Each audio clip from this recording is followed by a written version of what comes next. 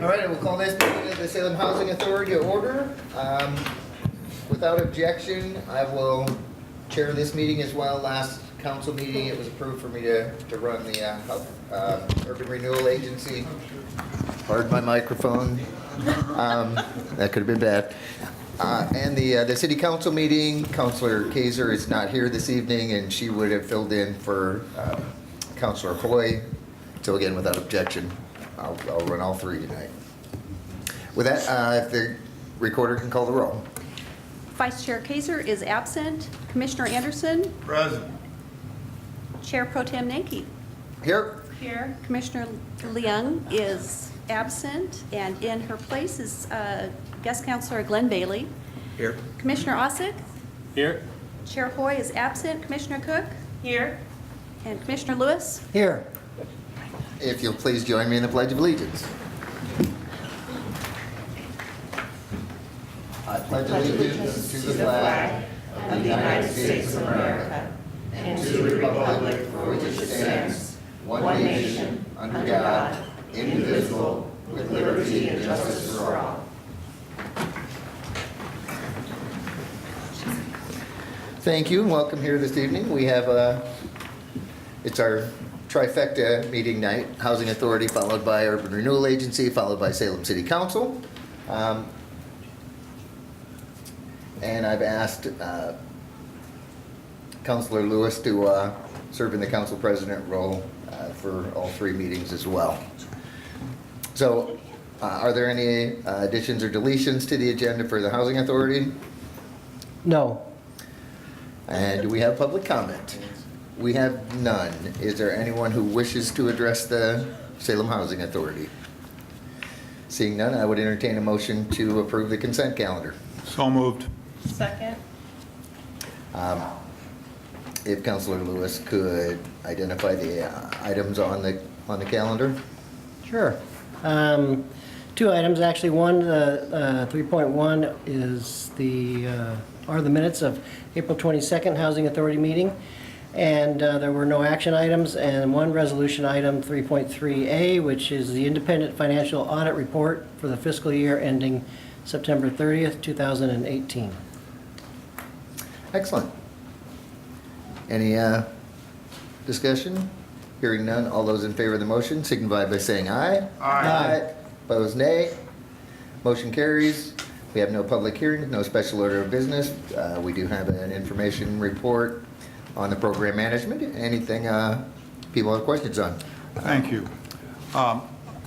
Another excellent report, and I do have two questions, and I'll ask the first one about the public gardens.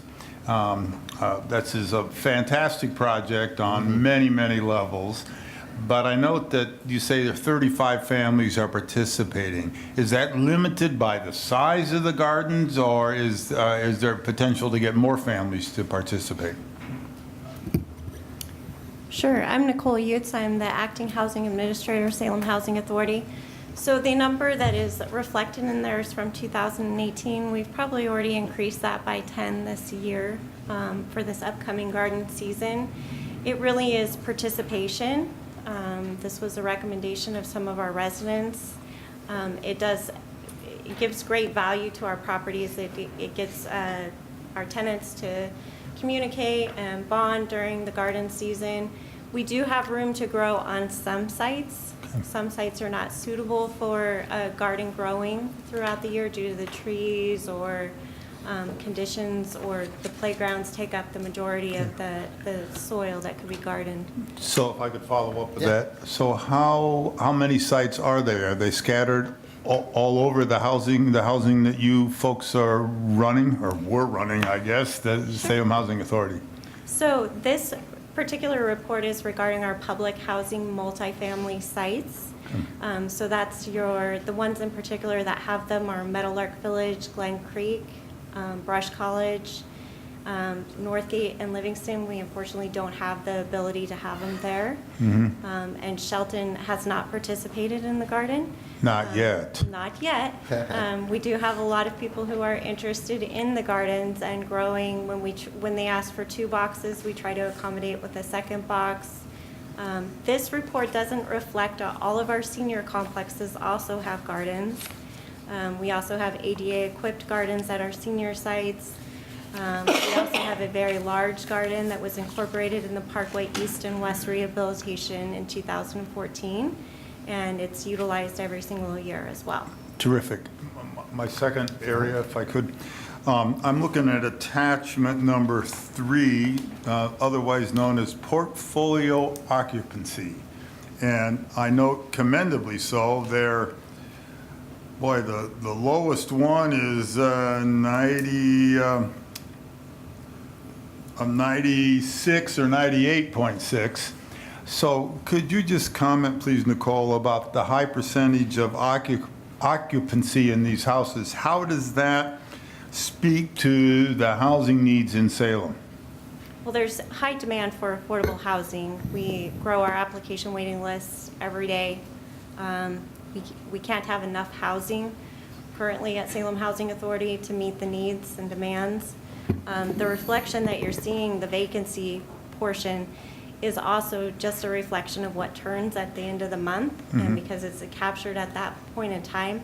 But the majority of the time, our sites are 100% full. And how many people are on the waiting list? We currently, to give it an idea, Robert Lindsay Towers is 62-unit senior complex in downtown Salem. We more go off of the month time frame, and it's about an 18-month to 2-year wait. Okay. Most of our sites are now up to 18 months to 2-year wait. Okay. Thank you very much. Commissioner Cook. Thank you. I just had a question in regards to the gardens and the potential for use once people are out of housing. Are they considering with the current B ordinance that's moving towards another hearing at council, is that something people have looked at, looking at doing the B boxes or care of bees? We have not incorporated any bees into any of, we did have one household that had the city ordinance limitation at their home at one point, but we have not had any requests for bees. We do have several of our scattered site homes that have the chicken and incorporated chickens into their urban farms, because many of our scattered site homes are also avid gardeners as well. All right, thank you. Excellent. Any other questions? Thank you. With nothing else to come before the body, we will go ahead and adjourn this meeting of the Salem Housing Authority.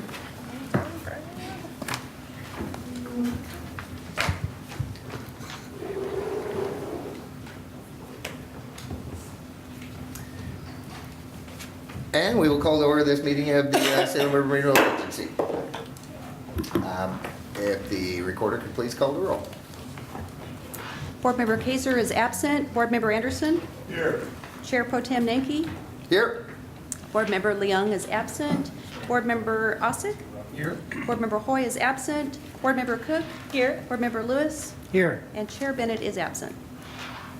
Excellent. And where are my manners? Welcome guest counselor Glenn Daly. Feel free to ask questions at your pleasure. The only thing you're restricted from doing is making motions and seconding motions. So thank you for And voting. and voting. Yeah, that's the biggest part. Huh? With that, do we have any additions or deletions to the agenda? We have one addition to the Urban Renewal Agency. It is on agenda item 3.3C, and it was really just to change the designation of the city councilor and ward. I would entertain a motion to approve that. So, second. Any further discussion? Hearing none, all those in favor of the motion signify by saying aye. Aye. Opposed, nay. Motion carries unanimously. We have no one signed up for public comment. Is there anyone who wishes to speak to the Urban Renewal Agency? Seeing none, I would call on Board Member Lewis to make a motion on the consent calendar. Yes, I move the consent calendar. Second. Second by Cook. Are you here to speak to your motion? Sure. On the consent calendar for the Urban Renewal Agency is the minutes for the April 22nd meeting. There were no resolutions. Action items 3.3A, which is a retail lease for agency-owned property at 279 Chemeketa Street Northeast. And 3.3B is increased funding for fiscal year 2018-19 for the Riverfront Downtown Urban Renewal Area, a strategic project grant program. And 3.3C is the airport site readiness in the Fairview Industrial Park Urban Renewal Area. Thank you. Any discussion? Board Member Anderson. I would like to commend whoever discovered that I'm the airport is in Ward 2. You're welcome. Oh, because it was put your airport. Yeah. Normally, I look at those things, but I didn't this time, although I did say that was a good project and good idea. Usually what I'm looking for is if they spell my name the right way, not if my name is on there or not. There you go. Without any further discussion, all those in favor of the motion signify by saying aye. Aye. Opposed, nay. Motion carries unanimously. No public hearings, no special order of business. We have one informational report. Purchase approved administratively in the month of April. Any comments? Hearing none, we will go ahead and adjourn this meeting of the Salem Urban Renewal Agency. 6:10. We'll slow down here a little bit. And duly so. And we will go ahead and call to order this meeting of the Salem City Council. If the recorder could please call the roll. Counselor Kaiser is absent. Counselor Anderson. I'm still here. Mayor Pro Tem Nanki. Here. Counselor Leung is absent. Guest Counselor Bailey. Counselor Osick. Here. Counselor Hoy is absent. Counselor Cook. Here? Counselor Lewis. Here. And Mayor Bennett is absent. Thank you. There are no additions or deletions to the agenda. Nope. Council and City Manager comment. Councilor Anderson. Thank you, Mayor Pro Tem. I have two things to comment on tonight. One is a good thing and one is not such a good thing.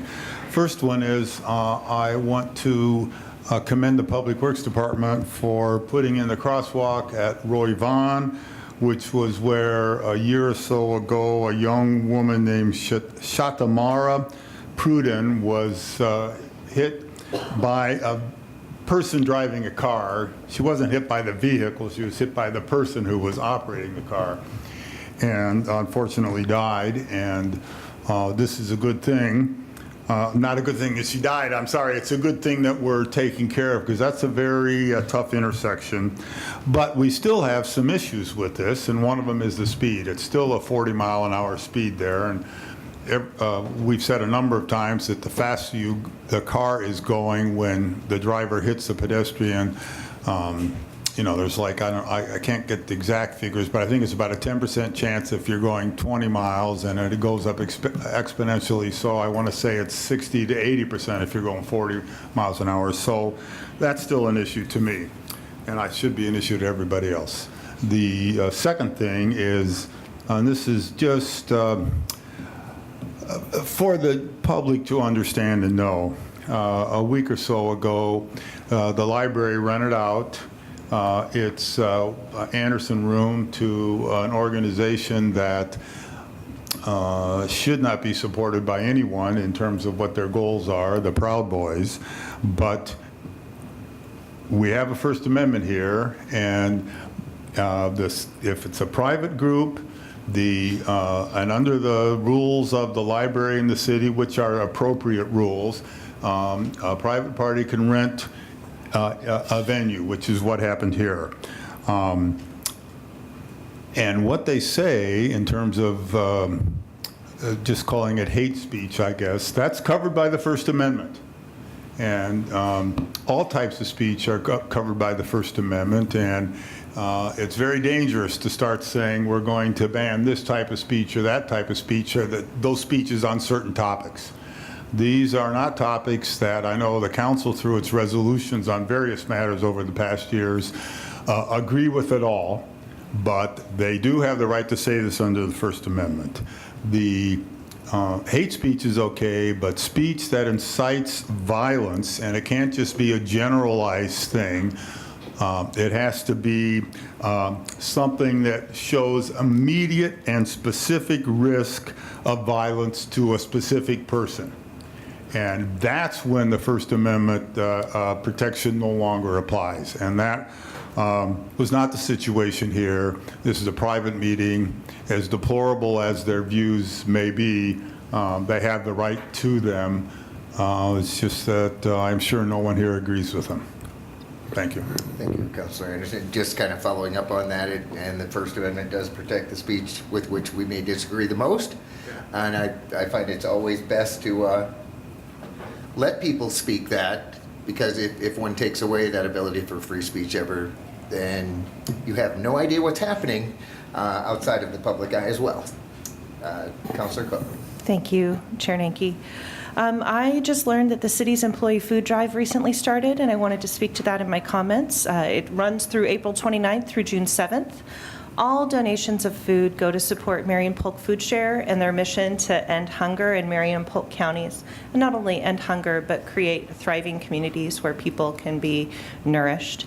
As people are looking for ways to save on groceries and stretch their budgets, also as we talk about waste and being sustainable, I thought this was a nice point to just kind of plug this resource to consider savethefood.net. It's provided by Marion County, one of the city's partners working to reduce food waste. As a matter of fact, the average American family throws away about 1/4 of all food purchased. It's a lot of food wasted that could otherwise be used to help those in need or be reduced to help strengthen your budget. By implementing a few simple strategies found at these links, families can save time and money on their food bills. Strategies that will help you eat what you buy, plan ahead, shop smart, prep early, keep things fresh so they don't spoil. And to learn more about how to save the food, go on Marion County's website and search Save the Food, or go directly to www.savethefood.net. Thank you.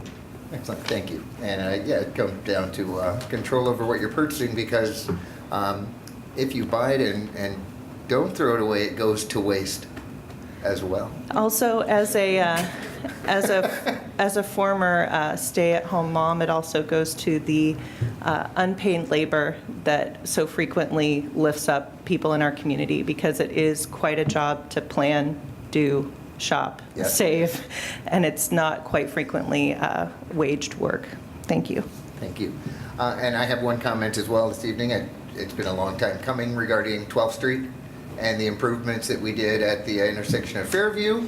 And I keep forgetting about it when we get here, but it is actually doing what the project was intended to do. The cars are stacked on the hillside again.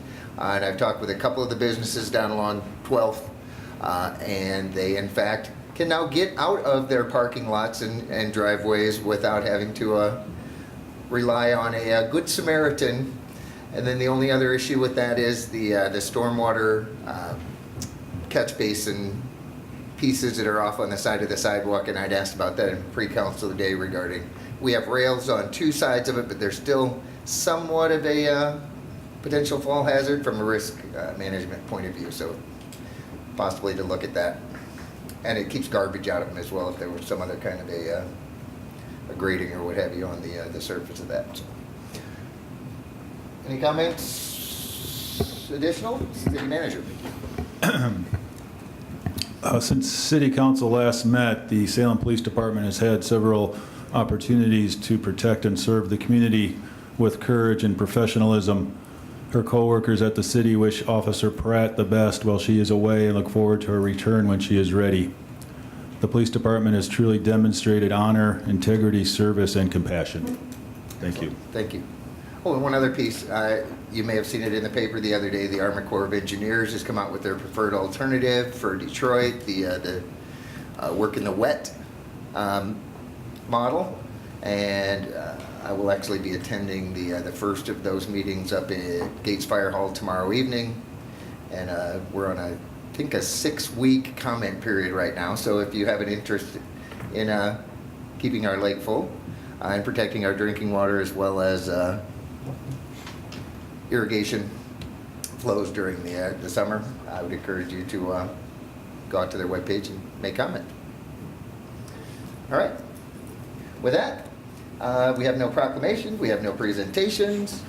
We do have public comment. Sure. And I will call your names. We will have 3 minutes. After 2 minutes, the yellow light will begin to flash. After 3 minutes, the red light will come on. And at that point, I would encourage you to stop. Otherwise, I'll have to call on you to do so.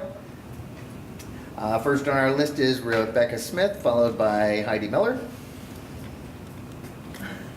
If you can state your name and then address or ward for the recorder.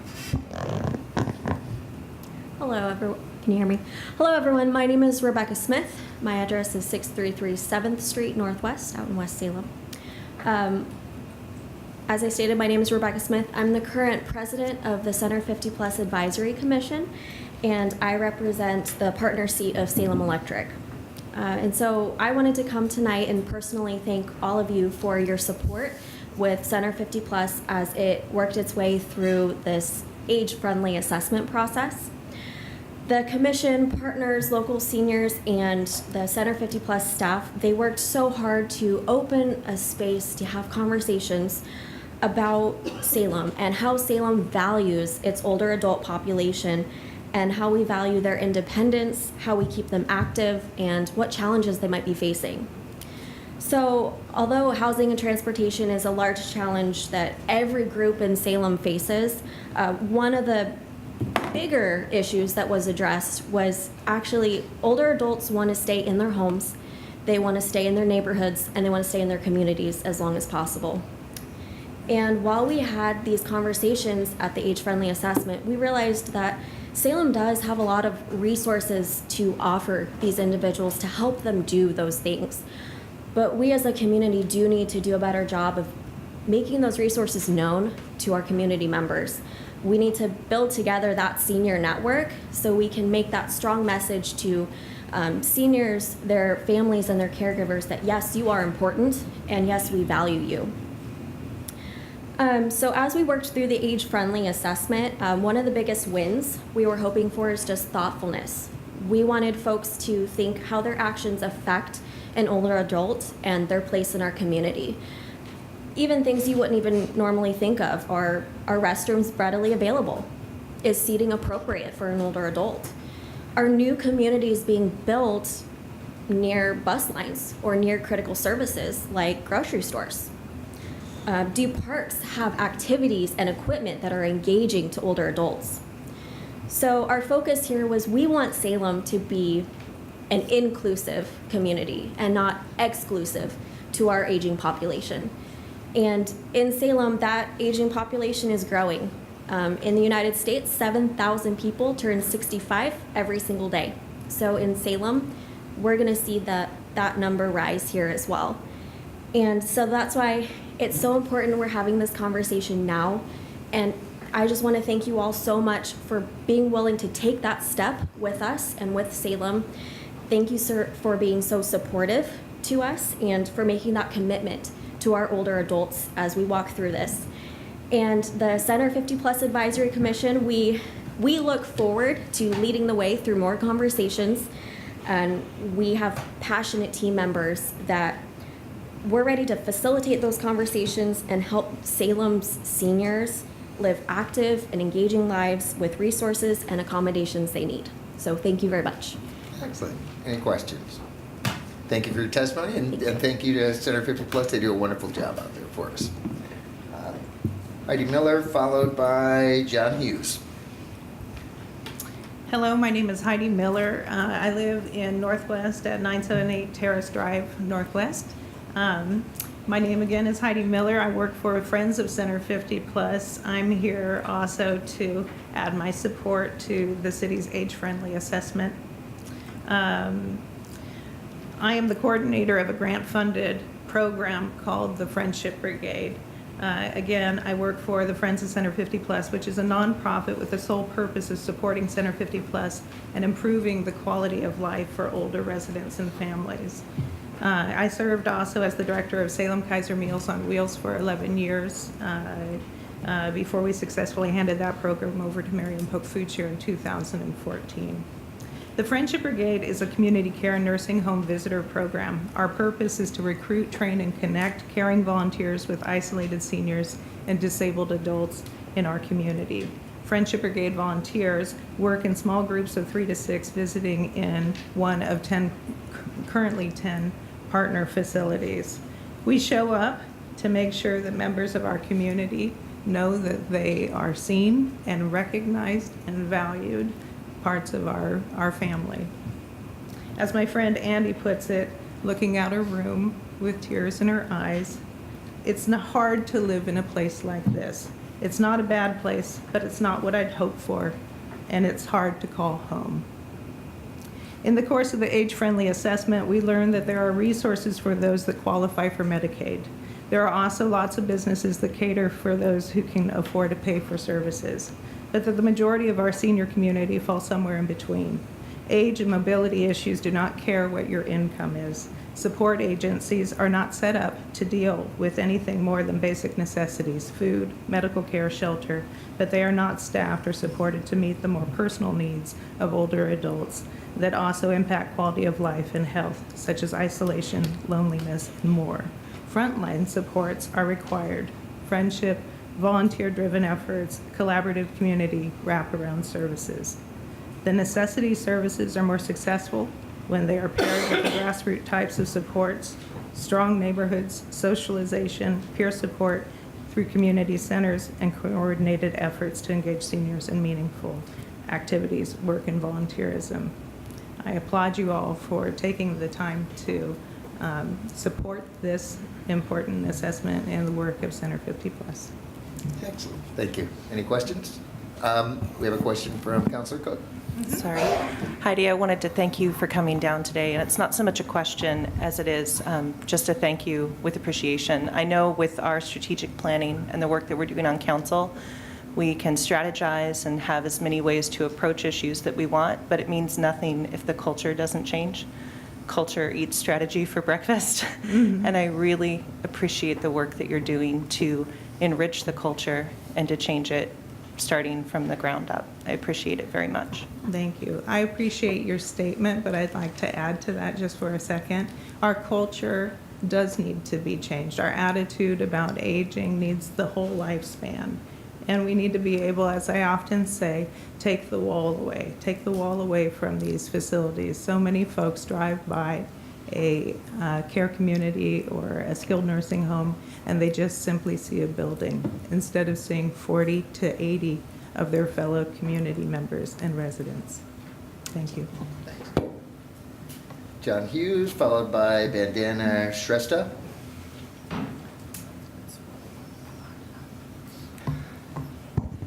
Hi, my name is John Hughes, and my address is technically Marion County as opposed to Salem, but I always think of it as Salem.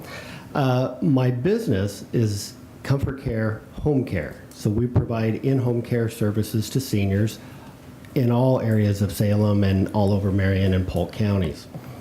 I also would like to thank the council for reviewing and considering the findings in the age-friendly assessment. You know, seniors sometimes feel left out. Dramatic increases in lifespans have turned 10 to 15-year retirements into 25 to 30-year retirements for many people. And, you know, when you recently retire, you're probably still active and engaged, still driving your car. But as time goes by, many seniors become more and more isolated because they lose some independence. And, you know, for many seniors, we have what I would call fractured families now, where the adult children may live on the East Coast or, you know, even 100 miles away, where it's not easy for them to just pop in and take their parents to appointments and such. So within home care, you know, we help people stay in their homes, whatever that might be, with cooking, housekeeping, personal care like bathing, dressing, medication management, dementia care, and respite for families that have that loved one living with them. A lot of what I found out in the age-friendly assessment process is there's a lot more factors to consider of why they become isolated. Transportation is a big one. But also now when they go out and they have walkers or even canes, if you go to the park and the walking paths are dirt, gravel, or wood chips, that's not friendly to somebody with a walker or even a cane usually. Where I know it's more expensive, a paved path would be more friendly for them. Most seniors still want to be engaged in the community. They still want to go to church. They want to go to events. But if they're not walker, wheelchair friendly and stuff, they may not be able to. And most seniors are not keeping up with technology. So if you have to book a ride online or with a smartphone, they may not be up to the task. Another thing that I'm doing in this area is I co-host a radio show on KMUZ-FM called Aging in the Willamette Valley. It's a weekly show for 30 minutes, and we have guests on talking about different aspects of aging, you know, pain management, medical devices, and different things. And the whole goal of the show is to help educate people about what's out there, because most people don't know what all is out there. And I'm not sure if you're aware of it, but there are some village movements going on in Salem where neighborhoods are trying to help their neighbors within the neighborhood, because without those, you know, the folks are isolated. So again, thank you. Thank you. Any question? Thank you for your testimony. Which brings us to Bandana Shrestha. Hopefully I pronounced that correctly. Almost. Thank you so much. I appreciate this opportunity. My name is Bandana Shrestha. I'm the Director of Community Engagement and Livable Communities for AARP Oregon. My address, actually I live in Clackamas, Oregon, so do I have to give my whole address? You're fine. Well, I'm here representing AARP. We're a membership nonprofit organization. And it has been my real pleasure to work with, support, and champion the great work that Center 50 Plus and the Salem Age-Friendly Assessment Team has been doing this past year. I've written up some comments, and I'll make sure to read it so I don't go over my time. It really has been a very rigorous and comprehensive process, and I want to thank the council and all city staff who were involved in this process for your engagement and support. The age-friendly concept was first developed by the WHO, the World Health Organization, in 2005. WHO realized that communities need to prepare for the rapid aging of our population by paying increased attention, special attention to how communities are preparing for this demographic changes that are taking place in communities across the world, not just here in the United States. And you know, by really looking at the built environment, economic and social factors that influence the health and well-being of people who are as they grow older. And it was soon after, actually it took a while for the WHO to launch the Global Age-Friendly Network. They launched that network in 2010. And soon after that, AARP nationally started working with the WHO to support this concept of growing the network of communities that commit to working on becoming more age-friendly and livable for people throughout their life course. Here in Oregon, we have 7 communities that have committed to being an age-friendly community, and Salem is one of the largest communities that has cities that have done so.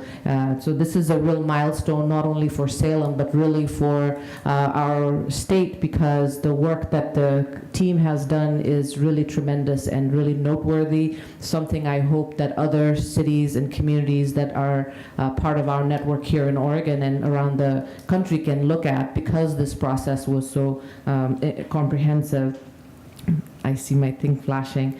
The age-friendly domains, there are 8 domains to age-friendliness, including housing, transportation, outdoor spaces, work, volunteerism, social participation, and inclusion. And the process that the team undertook really exemplified the inclusion that is necessary in making for age-friendly communities. The findings are really tremendous. I encourage you to take a look at the report if you haven't had a chance to look at it. The next step in the process is for the committee to reconvene and work towards developing an action plan. Usually when communities develop action plans, ARP and the WHO recommends that they really coincide well with whatever is going on in the city, and we hope the same for Salem. And again, I want to thank you. I ran out of time. Thank you. Any questions? Councillor Cook. Bandana, thanks for coming down tonight, and just fantastic work with Center 50 Plus. Yes. I do have a question with the age-friendly and across the lifespan. How would you see this interlacing with all ages? As the all-age city, I know the 8 points that you talked about. Could you highlight how that crosses over for the younger population as well? Yes. Well, you know, the age-friendly initiative starts with really looking at older adults first, but what we find is that there is really a great opportunity to collaborate across the lifespan and to bring the voices of you know, all ages. So for instance, if we are looking at things like diverse people who've been involved, where you can also bring the voices of younger families. So, you know, if you're talking about housing, it's affordable housing, accessible housing, but also differing types of housing options that would be of interest to both young families that are maybe looking to get into the market, or older adults who are trying to downsize and buy a cheaper home in their neighborhood and be able to rent. Thank you. Okay, thanks. Excellent, thank you. Without objection, we have 2 individuals signed up for public comment on items other than agenda items, but before that, is there anyone else who wish to testify on anything that is on the agenda outside of the public hearing? Seeing none, I will go ahead and invite Frank Pack, followed by Skip Jackson.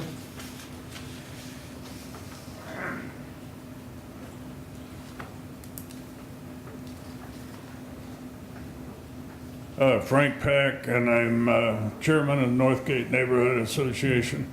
Welcome. And I wanted to talk about parks and the problems that we have in Northgate Park with the vandalism, graffiti, and report people have told me about being threatened walking through the park, and I know the city's talking about annexing some more property to build a park, and I think they ought to do a better job of taking care of the parks they have. The guys out there every day working on picking up trash and everything, but there's graffiti on all the walls around the park, and I found 4 or 5 new graffiti sites today in my neighborhood, and so I just would suggest that you hire another person for graffiti removal. It'd be real nice. Or anything else that you could do to, the graffiti seems to be 2 different gangs. One's marking and then another one's marking it out, and it's just really ugly. That's what I was told that it is. So anyway, I don't have a whole lot else to say, but I just wanted to share my thoughts. Excellent. Thank you. And yeah, I've known at least that park has had challenges in communication with Ward 5 councilors over the years as well. So hopefully we can deal with the graffiti issue. Did you have a question, Councilor Cook? That was exactly what I was going to ask. So you're good. Any other questions? With that, we'll go on to Skip Jackson. That's all. Did you want to be signed up for the public hearing then?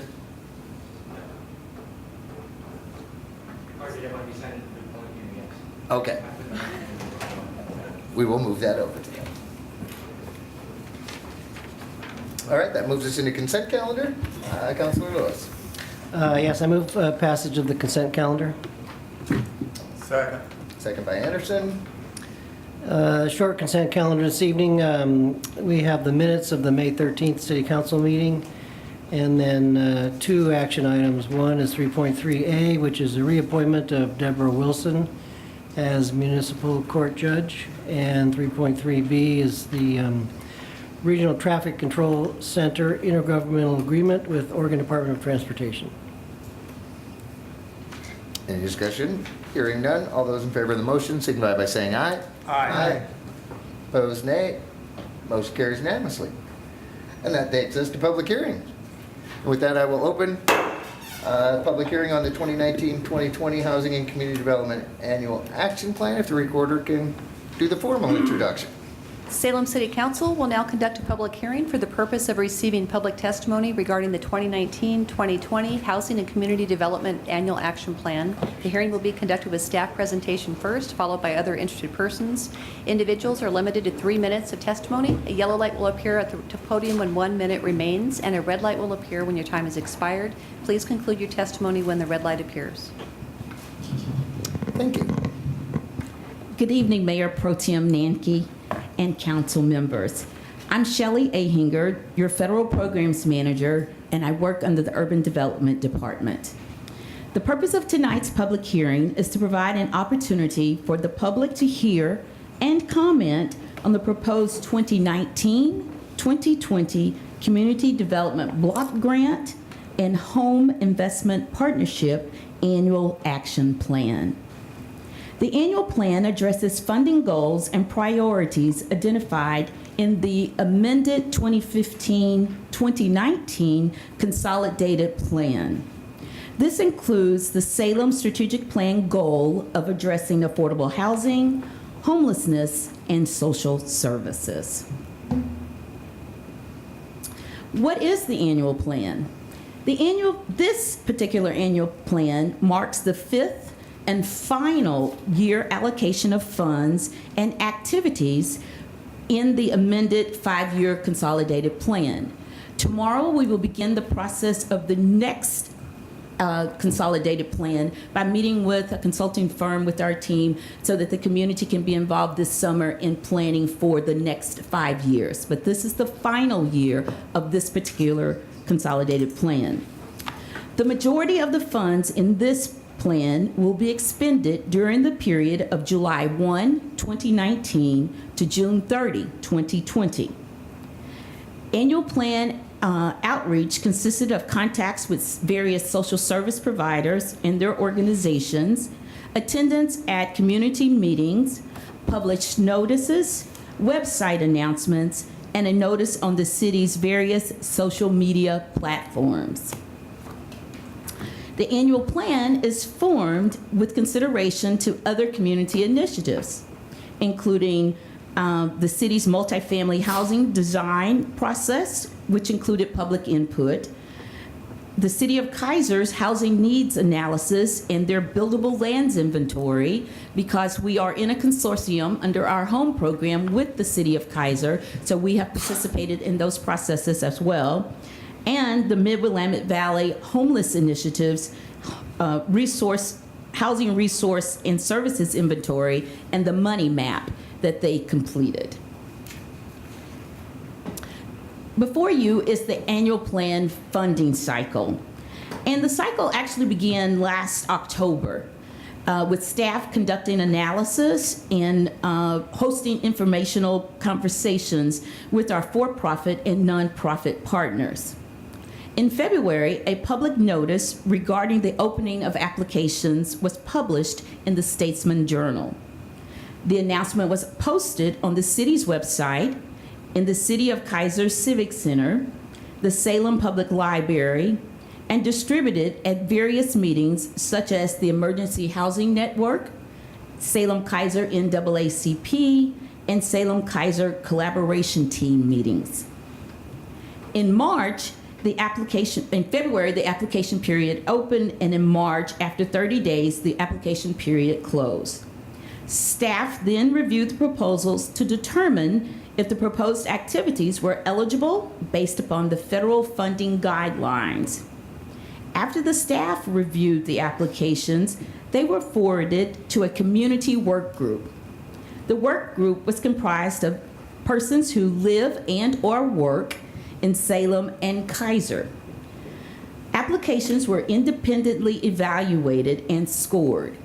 Once the scores were completed, funding recommendations are presented tonight are based on the overall score rankings, with the highest scored individual application being in the ones that we are recommending funding for. Recommendations outlined in the draft annual plan was publicly noticed for 30 days and results transmitted to our community partners so that they could also know that they can provide input this evening. The proposed projects will provide various types of assistance to approximately 100,000 individuals and families within Salem and Kaiser.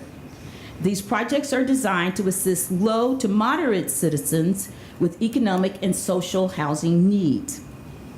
The city will contract with applicants once the Department of Housing and Urban Development approves the plan, and then send us funding agreements that are to be duly executed by our city manager. Federal regulations also require the city to conduct an environmental review for each activity to determine whether a project may have an impact on the environment. I want to apologize to you because you'll see 2018-19 funding applications to the side. It should say 2019-20, so my apologies to you, the city manager, as well as to Kristen Rutherford, my supervisor. This year, a total of 19 applications were received, reviewed, and scored. This is a decrease in home applications. You'll notice we only received 2 home applications this year. Part of that is that home is a very complex program. In administering it, the compliance period could be up to 20 years, especially if you're talking about how we can infuse home into new construction. So for 20 years, a developer would have to commit to making sure that a number of the units met the income limits that are established by the Department of Housing and Urban Development. It is also difficult to subsidy layer or to have private funds with these public funds with other resources. So we didn't get as many applications this year for the home program as we have in the previous years. That just means there's a little bit more work I need to do. The 2019 home formula allocation is also about $1,000 less this year than it was in the previous year. Requests for City of Salem General Fund and Community Development Block Grant, which are more flexible and allow for additional activities that home restricts you from using, exceeded the amount that we had available. The federal funding available to award includes annual entitlement, which we get from the federal government, program income from loans that previously were issued and or have been repaid back to the city, project cost savings. For instance, if a project is anticipating $100,000, but they only spend $80,000, we consider that cost savings because we only reimburse what the actual cost of the project is. And unallocated resources from previous years. The total available resources are used to fund programs, projects, as well as administrative expenses. Administrative expenses, however, are capped. They're 10% for the home program and 20% for the CDBG entitlement program. The city's general fund allocation for program services is used to meet the required 25% match under the home program. Grant subrecipients are also required to provide a 25% match to leverage the federal funds. And that could be in volunteer hours and or actual cash contribution. Now I want to present to you the funding recommendations for the home program. You will see that Nueve Luz is listed here as a potential project to be funded. It received funding last year from us, and this year they have put in a special request through your public comment process for $180,000. There is a required community housing development organization set aside for home funds. This organization is the City of Salem's single CHODO. And so that's why we are recommending that they receive that set aside of $180,000. In addition to that, the two applicants who have requested funds is the Salem Housing Authority and their security deposit program, and Family Promise of Mid-Willamette Valley, and they are looking for resources to provide temporary or tenant-based rental assistance. And I say temporary because it's for up to 24 months. It is not permanent vouchers as you will have with the Housing Authority. You will notice that they requested an amount, and you will notice that we're asking the council to consider funding them at an amount that exceeds what they ask. And the reason why we're asking for that is so that those programs can be stabilized. This will provide up to 3 years of resources to them, so they won't have to start the program and then stop the program in case we don't receive the federal funds. We have the dollars available now, and we're asking you to please consider those two projects receiving in excess of what they asked for. Now to the CDBG funds. The CDBG projects recommended for funding fall into priority areas of addressing homelessness, increase affordable housing, and economic development. WestCare, Oregon, will use their resources to renovate their project on Center Street to improve access for homeless veterans. The Americans with Disabilities Act improvements will allow use of public spaces for enhanced independent living for those who have served our country. Is Living will replace a much-needed roof and decking in an 11-unit apartment complex assisting persons living with disabilities. And to your left at the bottom, you can see what some of that decking is looking like, and it is really in a serious condition at this particular time. The Salem Housing Authority will leverage funds from CDBG and Home with other state funds to rehabilitate Yaquina Hall. You've probably read that there are some issues in relationship with Yaquina Hall, but we feel that this project is well worth an additional infusion of capital. Merit will also assist 20 new or existing businesses in their micro enterprise program. Business development, technical assistance, and one-on-one consulting will be provided. A portion of CDBG funds that we're recommending this evening will provide public services. The proposed self-sufficiency projects that we are recommending under the umbrella of social service projects will assist over 4,500 individuals. Case management, warming center, and one-time utility and rent assistance for persons who are homeless or at risk of becoming homeless are the applications that were submitted, reviewed, ranked, and we're recommending be funded tonight. The warming center itself this past year saw 3,958 guest visits over the course of 42 nights when temperatures were 32 degrees or below. This was from November through March, and the city did assist with this through your CDBG funds this past year. This life-saving work is conducted by volunteers in churches and other facilities. They came in with an even better program this year, and they are requesting $100,000, but based upon the ranking, the balance that's set aside for public service left them with $77,386, which will help us to meet almost 2,000 people. General fund social service priorities were established by the council several years ago. And although it's not a requirement of the annual action plan, these funds provide additional services to our community, and I think the community should be aware of what the council has made a decision in regards to your support for addressing homelessness in the community.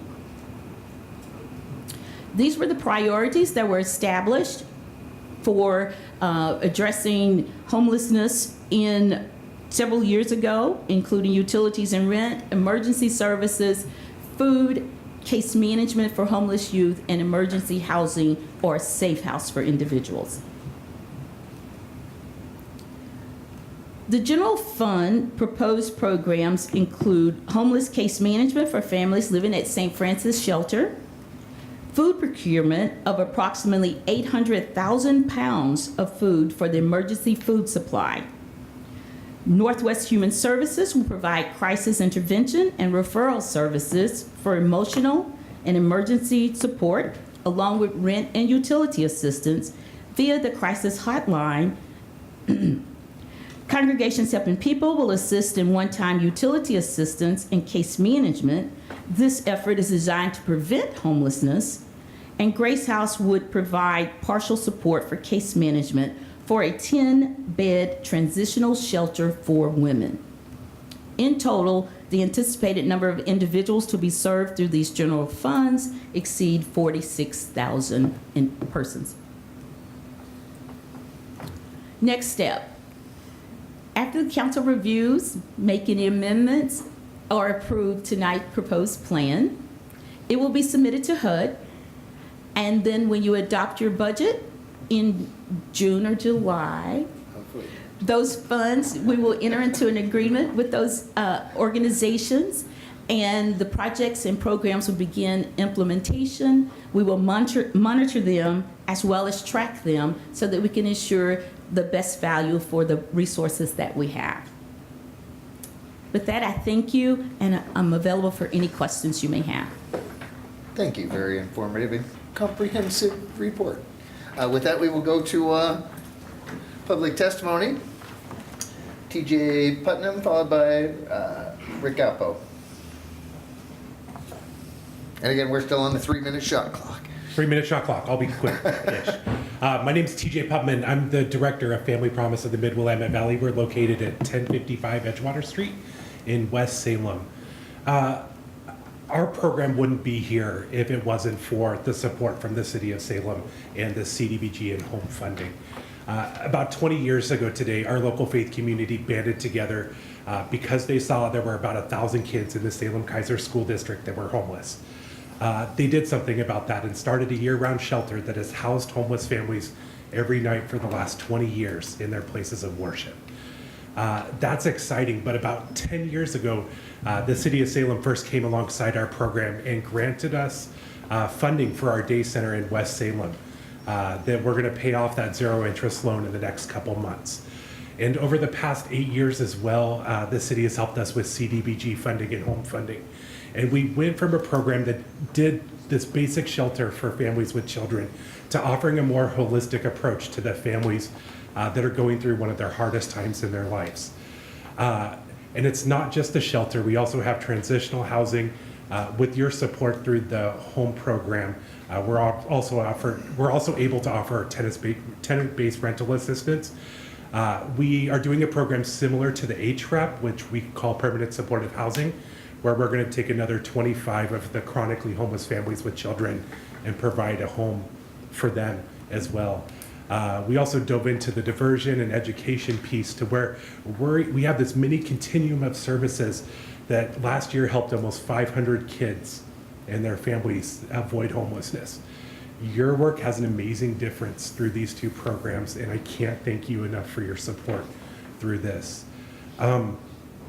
I'm excited that we can continue our tenant-based rental assistance, and there's a big enough chunk of money that we can really stabilize families. But I think it's going to impact the people.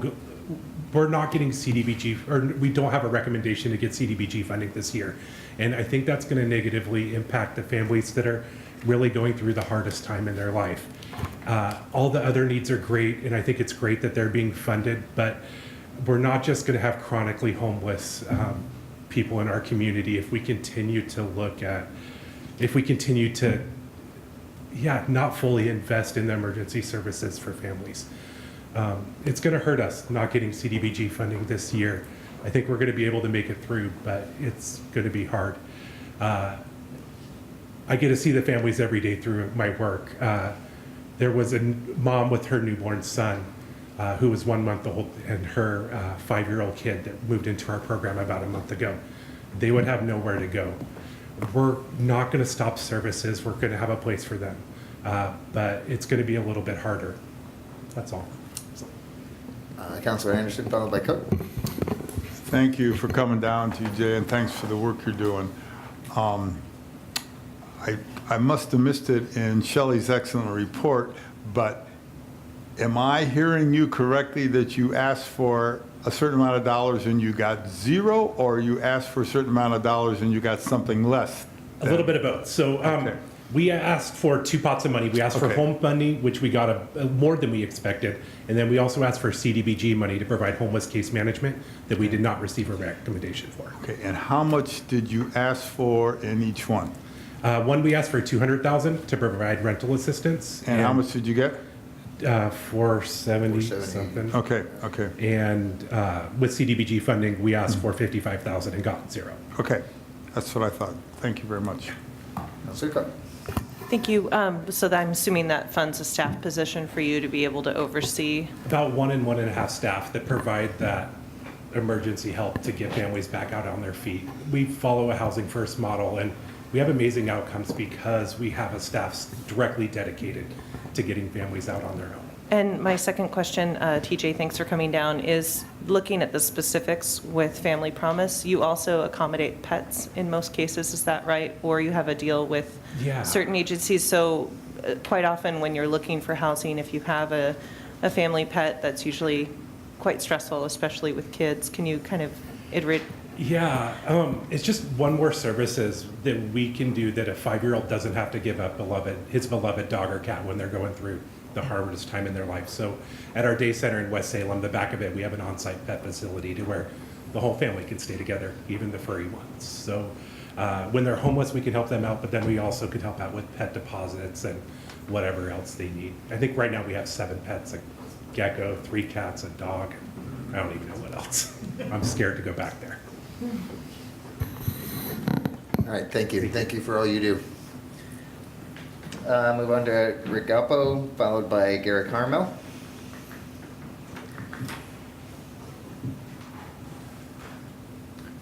Hello, I'm Rick Galpo with Marion Polk Food Chair and in Ward 1. I'm here to thank Kristen and Shelley and this council for the support. It makes a really big difference, the funding that comes from the general funds budget to support food procurement. The vast majority of the food that comes through the food share is donated food. And yet there are always gaps, and specifically City of Salem funds helps pay for those gaps. And we're really good at it. We buy by the truckload, we can buy in bulk, we have volunteers who can help go from a 4x4 tote of food into family-sized bags, and so we really stretch the dollars. Marion Polk Food Share is one of the largest homeless prevention programs because it is tough to get. I mean, there are great programs, including Family Promise and many others, and it is tough to get assistance. Because of the strong network of the food pantry system in Salem, it is fairly easy to get food assistance. That food assistance can offset budgets that can help people stay in their homes. The food goes to more than 70 different programs, ones that you know of, Family Building Blocks, Table of Plenty out in Salem, Union Gospel Mission, all sorts of different places. And so when we're supporting the food share, that we're just the conduit. We're the conduit to get it out to other agencies, and we're the conduit to get it out to more than 30,000 families, or excuse me, 30,000 individuals. So thank you so much, and then a special thank you to Sally for the, Councilor Cook, for the mention of the food drive, and to Councilor Anderson. We have, not part of this funding, but we have 68 community gardens, so if there is room, if somebody is looking for a community garden, we can almost certainly provide space for that. And then finally, it was very fun to partner with the city last year. Fun might not be the word you guys would use, but on the water crisis. It was great that we could step in and be a major partner on that. And the funding didn't go to the water, but the funding did help us be stable in all that we do, so we had the capacity to help in the water and the community gardens and Center 50 Plus and other places. So thank you so much. Excellent. Thank you. Any questions? Councilor Cook. Thank you for coming down today, Rick. I just wanted to reiterate with the Algo Bloom and the support that Marion Polk Food Share has. All of these networks may be a service to help lift people up when they're in crisis, but they're also a really good baseline that if a disaster strikes or a natural event, we're able to be strong as a community and not have people fall through the cracks. So thank you. You're welcome.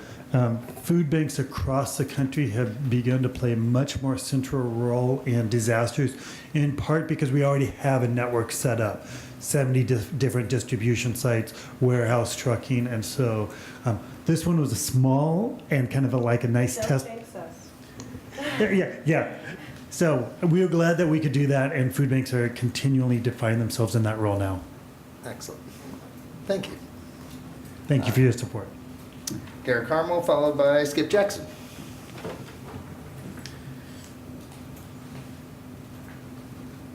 Hi. Excuse me. Hi, I'm Garrett Carmel. I'm going to give two addresses. I work for Casa of Oregon in Sherwood, and so the address there is 20508 Roy Rogers Highway, and that is in Sherwood. And I'm also the development consultant for Willamette Neighborhood Housing Services in Corvallis. The address there is 257 Southwest Madison Avenue in Corvallis. So good evening, council members and city staff. My name is Garrett Carmel. I'm speaking on behalf of Willamette Neighborhood Housing Services' request for additional home funds for the Nueva Luz Affordable Housing Project. I would like to thank the city council members and city staff for their previous support of this project and other affordable housing projects within the city. And I'm also speaking to the letter that is in your board packet tonight.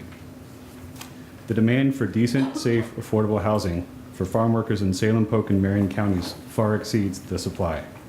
Nueva Luz is a proposed 31-unit affordable housing complex with 100% rental assistance for year-round agricultural workers and their families in Salem. The rental assistance ensures that tenants will not have to pay more than 30% of their income for rent. The project will provide stability and security to a growing number of farm workers and their families in West Salem. The city of Salem is a significant labor center for the agricultural workforce. Polk and Marion counties are among the top agricultural producing counties in the state, and there's a strong demand for family housing for this population.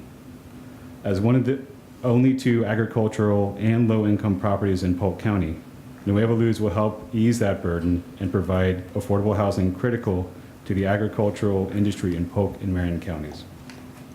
Willamette Neighborhood Housing Services, which is a certified housing development organization, as Shelley mentioned earlier, would like to formally request additional home funds to help fund a gap for this project. WNHS has committed resources from USDA Rural Development that we may lose in addition to the 100% rental assistance for the project. Willamette Neighborhood Housing remains committed to developing affordable housing in Salem. These additional commitments of home funds from the city of Salem will help bridge this gap. Nueva Luz will add much needed workforce housing to the limited supply of affordable quality housing in Salem. Thank you for the consideration of this request. Excellent. Thank you. Any questions? Yeah, thank you for your testimony. And that brings us to Skip Jackson on the proper list. I have no idea how my name got on there. Okay. All right. Maybe somebody else wanted you to speak. What do you think? There you go. Good raffle. Is there anyone else who would want to testify at this public hearing? Seeing none, questions of staff? Councilor Anderson. Thank you. Shelley, this first is just kind of, I don't know if it's an easy one or not, but I look at page 36 of the report where you somehow came up with a number of 2,975 folks homeless. Affordable housing, 1-year goals. Is that the goal that you want to support almost 3,000 people, or are you saying there are 3,000 people who are homeless? Where does that number come from? Councilor Anderson, these are the individuals we hope to assist. Okay. And how did you get that? How did you arrive at that number? Does that relate to what we think are the number of homeless people here, or is it arrived at by some other process of figuring? No, sir. It was a combination of things. Of course, we participate in the annual PIT count, so I take into consideration the PIT count. I look at data that is put out by the Department of Housing and Urban Development, as well as a recent Eco Northwest report on the number of homeless persons that they project will be here. So those numbers come together, and the 2,975 are individuals, and that means it could be a family of 5. But when I looked at those numbers and I did the analysis, it came to approximately 2,975 individuals. May I continue? Sure. Thanks. You had that bar graph of here's what we did in 16, 17, 18, and 19. And this year, or the coming year, they're down. Why were they down? And maybe you could get to the bar graph on the... It was in regards to applications Yes, received. so the applications were down. Yes, sir. And it's the number of applications that were submitted by individual organizations.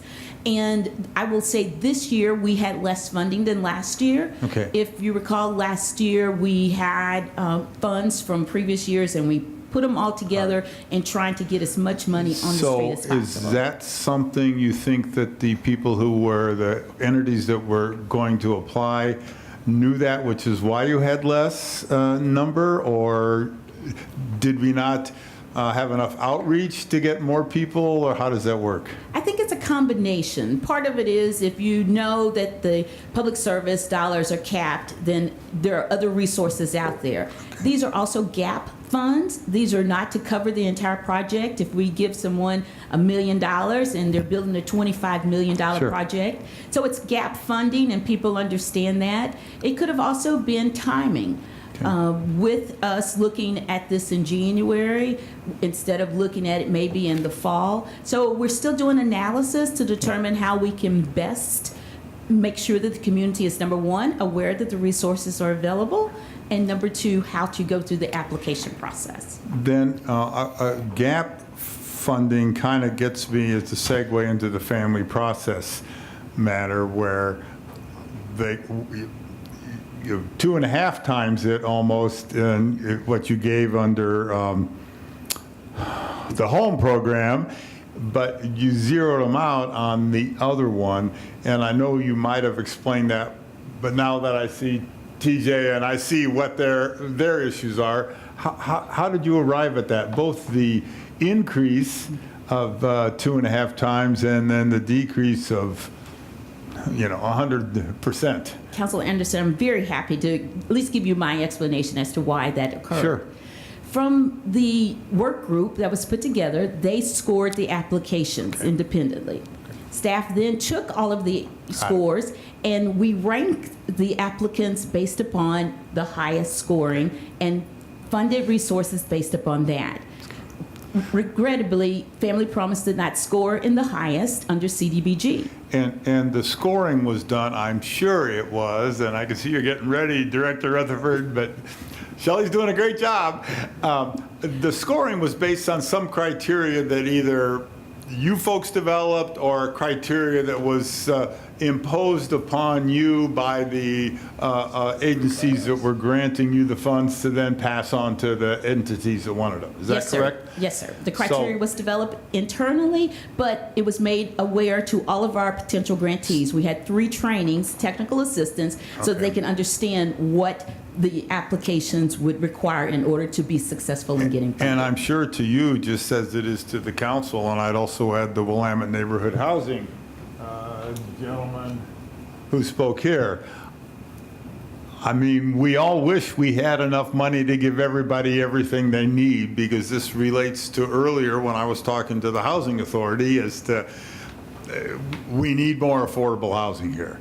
So this is just a hypothetical. What happens if we say, okay, we'd like Family Progress to get $25,000? Where does that come from? From some other project.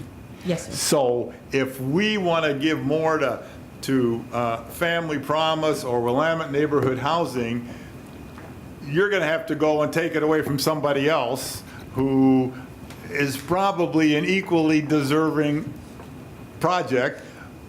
And you've got to apply the criteria, which led you to the recommendations that you're making to us tonight. That is correct, sir. In law, that's called the leading question. I just gave you the answer in my question. Is there anything you want to add, Director Rutherford? Thank you, Councilor You're grabbing Anderson. at your microphone. I would like to just clarify that these two requests are in different funding categories. There is capacity within home. We do have unallocated funds within home. So we could meet, some of that need. But is the 55 to 0 on Family Promise, that's not home?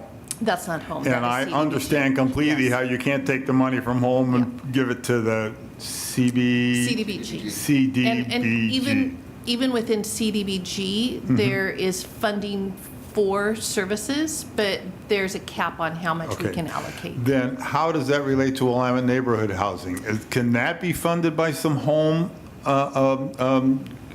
funding? Willamette Neighborhood Housing Services request is for home funding, I believe. That is correct. Okay, so you just told me we've got some unallocated funds there. Yes, so we could allocate there. So we ended up with basically a surplus of funding. And so we had two options. We could allocate additional funding now Or through save this it process. for the next year. Or we could issue an RFP over the course of the summer and see if there are other projects that would be interested. Okay, so is the Willamette Neighborhood Housing the only agency that was not funded by the unallocated home funds? Correct. So there's nobody, you asked for applications and applications were, I'm looking at you now because she's looking at you. You asked for applications and people applied, and Willamette Neighborhood Housing is the only applicant who didn't get their fundings, but you have funding available that could supply all of their request or part of their request? Two things. Willamette Neighborhood Housing did not submit an application this year. They submitted one last year, and they received funding. Their request was part of the package that came in today, and we're required statutorily to provide a portion of our resources, a minimum of 15%, to a community housing development organization.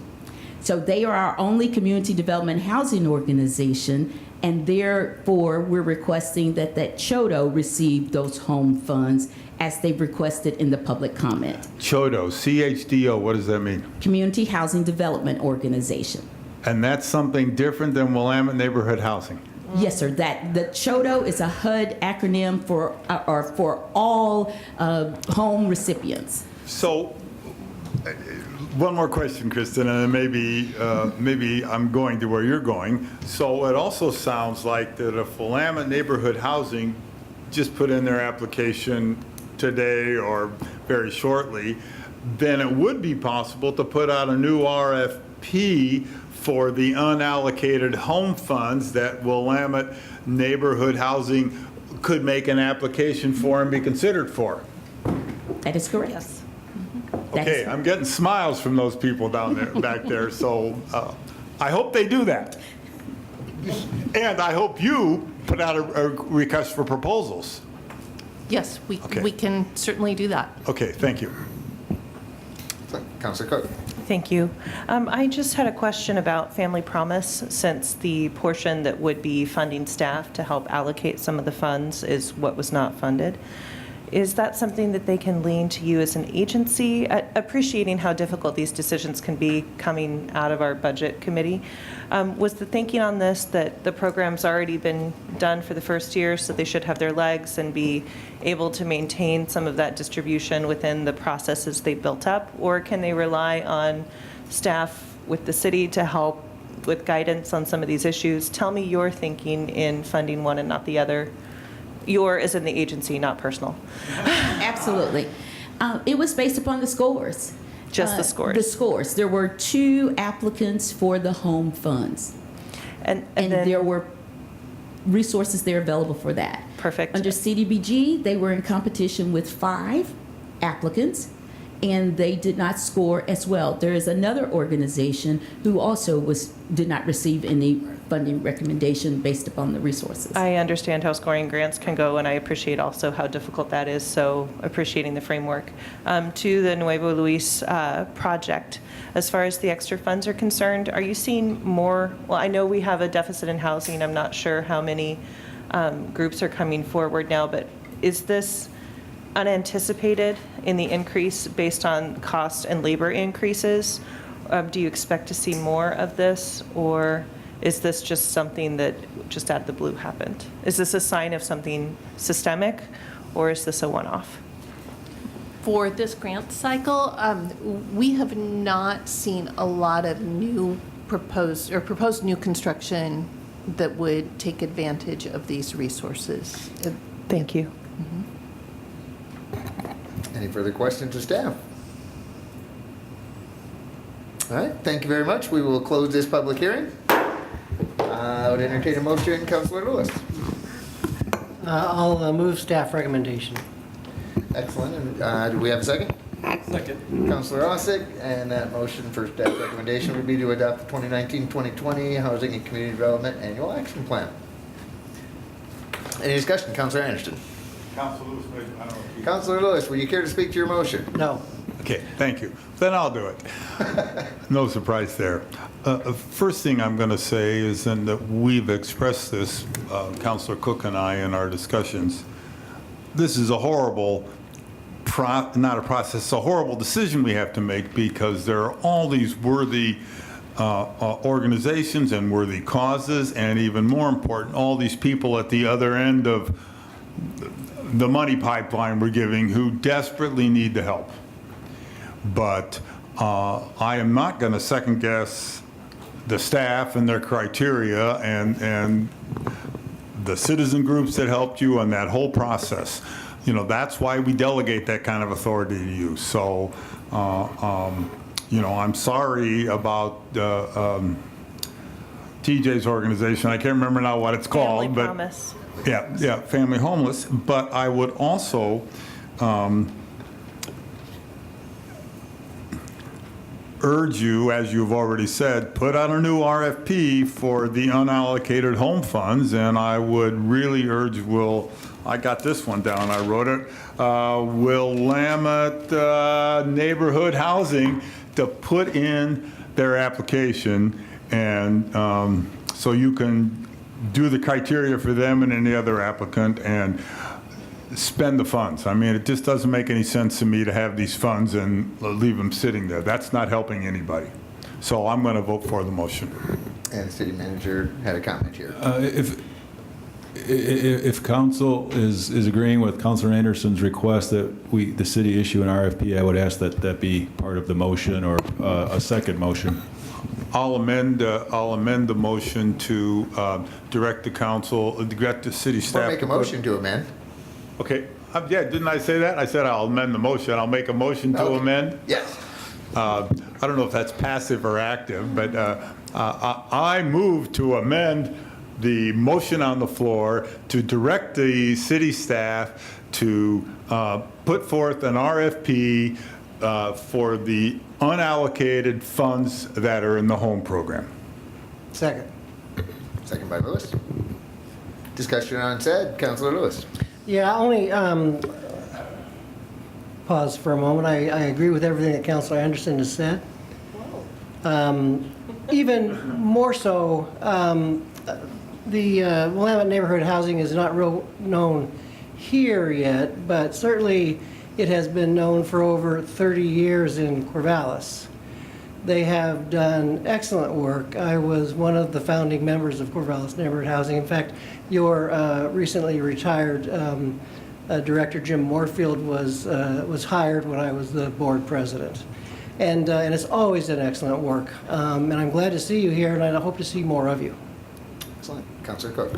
Thank you. I just wanted to speak to this motion because in hearing the testimony and in understanding how you can work so hard on a grant and still not come out on top, I think it's important just to send the message to the community that this is a big issue, whether it's with housing or families staying together or our communities, and it's something that the city can definitely take leadership in, but we can't do ourselves. And everyone needs to recognize that when we're not able to step up through our financial offerings to be able to meet something in its full capacity, there is nothing preventing other community members from stepping up to help out those partners and those organizations through their time, their talent, or their treasure, because it's not something that we can throw money at and expect to be solved. This is a systemic issue that we've got to create a new system out of. Thank you. Yes, to rely solely on government is not necessarily inside of our human nature, for some of us at least. Any further discussion on the motion to amend? Hearing none, all those in favor of the motion signify by saying aye. Aye.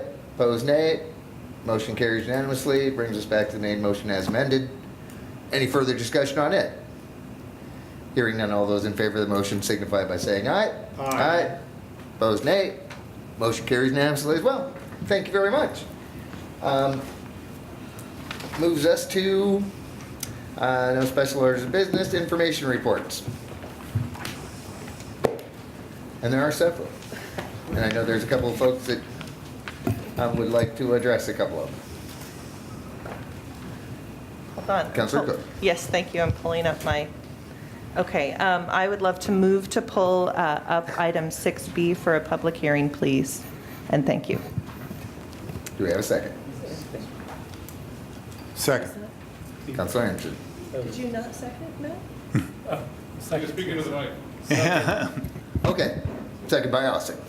My mic is kind of permanently in front of my face. There you go. We can just permanently attach your headset to you. I don't need one. Would you care to speak to your motion? I have had a lot of testimony around this. I know that Councilor Leung is not here this evening, and this is in her ward. This is also in a neighborhood association that quite a few people have reached out to about, and so we would like a chance for the neighborhoods to have a chance to testify. Any other discussion? Hearing none, all those in favor of the motion signify by saying aye. Aye. Aye. Opposed, nay. No. And that's simply on motion carries. Just have to make sure there's some motions where we have to have 5, and those are typically just on the ordinances. And Councilor Anderson. Yeah, thank you. Just so I'm clear, Councilor Cook, your motion we just passed was B, 6B?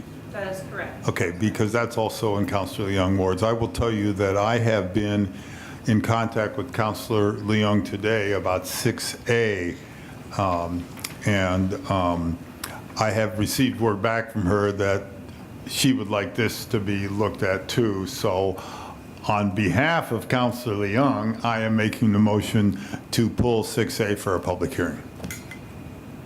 And do we have a second? Second. Seconded by Cook. Any further discussion? No. All those in favor of the motion signify by saying aye. Aye. Opposed, nay. Nay. Nay by Councilor Lewis. Motion carries. Moves us into. Oh, no, I'm not done yet. Sorry. Oh, sorry. I first, with respect to the 6G, the Economic Development Quarterly Report, I'm looking at Director Rutherford. I'm kind of interested in what is Site Reuse and Revitalization Program, if you could expand on that a little bit. That's page 2, bottom. So the Site Reuse and Revitalization Program is a grant that we have been administering through the EPA. We are coming up on the end of that grant, down to the last few $1,000s that we have available, but that has helped us in doing phase 1 site assessments for a number of properties. It doesn't cover the actual remediation, just the assessment, but based on that assessment, it's helped us to kind of guide property owners that have contaminated sites through state programs that have been able to help with remediation. Great, thank you. Did that have the ability for phase 2 then as well for sampling? Yes. I thought it did. Thank you. Any further discussion items on information items? Seeing none, we will move into second reading of ordinances bill if the recorder can. Ordinance Bill number 219, an ordinance relating to parking, amending SRC, Chapter 102. Counselor Ossick. I move we delay the motion for a little bit because we need Sure. a quorum. We do at that. So I don't know if I need to move that. Pause. Yes. And that will And kind of be reflect upon an the. open voting question. Yes. We're going to have a quiet time now and That's right. meditate on how we're going to vote on this one. Contemplate our voting strategies.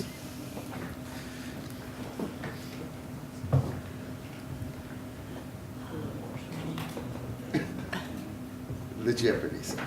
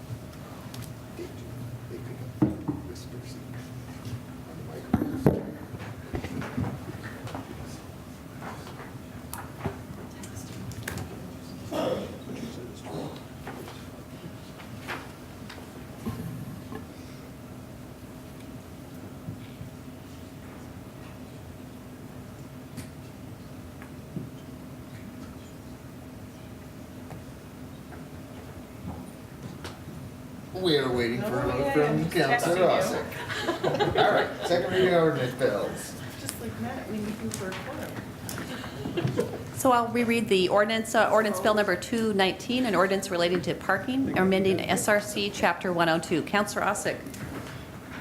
Yes. Counselor Hoy is absent. Counselor Cook. Aye. Counselor Lewis. Aye.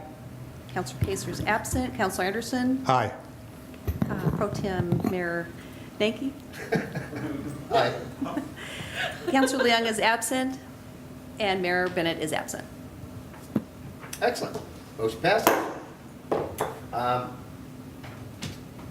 Is there any other members of the public who would care to comment on items that are not on the agenda? Seeing none, we are adjourned. Thank you very much. It's still light outside. Thank you.